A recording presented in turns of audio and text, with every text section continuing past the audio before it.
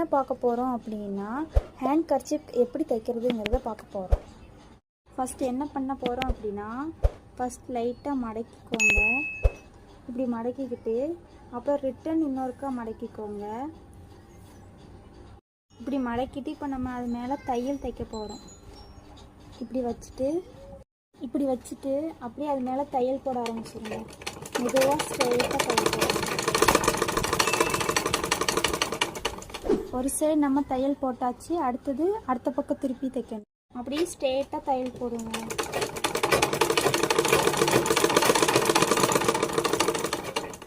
ரெண்டாவது இதையும் நம்ம போட்டு முடிச்சாச்சு. அடுத்தது மூணாவது சைடை தைக்க போகிறோம், மடக்கி தைக்க போகிறோம். மெதுவாக ரிட்டன் மடக்கி வச்சுக்கோங்க. மடக்கிட்டு மெதுவாக தையலுங்க. மூணாவது சைடும் நம்ம தைச்சி முடிச்சாச்சு. தைச்சி முடிச்சுட்டு இப்படி கட் பண்ணிக்கோங்க. கட் பண்ணிக்கிட்டு நாலாவது பக்கம் தைக்க போகிறோம். அதே மாதிரி மடக்கி மெதுவாக தையல் போடுங்க.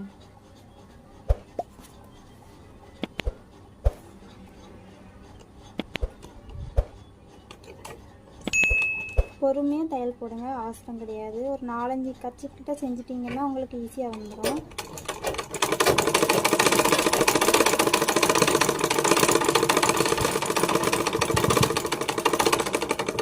அவ்வளோதான், தையல் தைச்சாச்சு. கர்ச்சீப் நம்ம தைச்சி முடிச்சிட்டோம். எப்படி 4 சைடும் அழகாக வந்திருக்குன்னு இதே மாதிரி நீங்களும் செஞ்சு பாருங்க.